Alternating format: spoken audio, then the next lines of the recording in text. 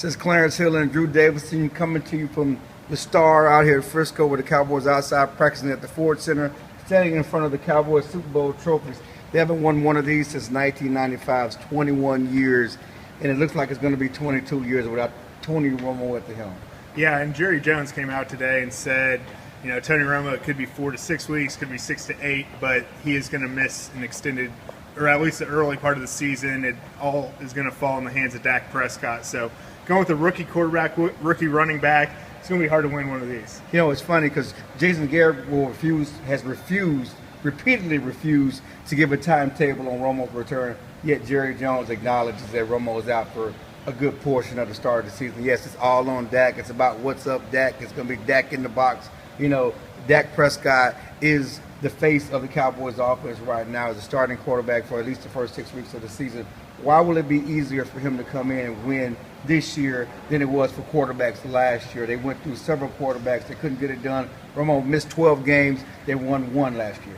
Yeah, and I think you look, it starts with Ezekiel Elliott. I mean, Darren McFadden finished with the 4th most rushing yards in the league last year, but Zeke gives them more of a DeMarco Murray type dimension where they can hand him the ball, really establish the running game, take some pressure off of Dak, and I think a healthy Dez Bryant helps, and of course the offensive line is a year older, another year under their belt. And people talk about it'll be 2 rookies in the backfield. You got Dak and you got Zeke, and how that could be a problem. Well, the thing is, Zeke is good without the ball.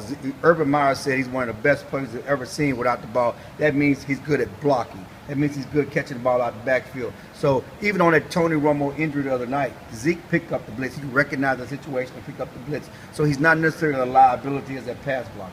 No, he isn't. Like you said, he can do it all. That's a nice benefit for Dak Prescott. And also, as Jason Garrett said the other day, both of these guys have come from big-time college programs. Dak played in the SEC, of course, at Mississippi State.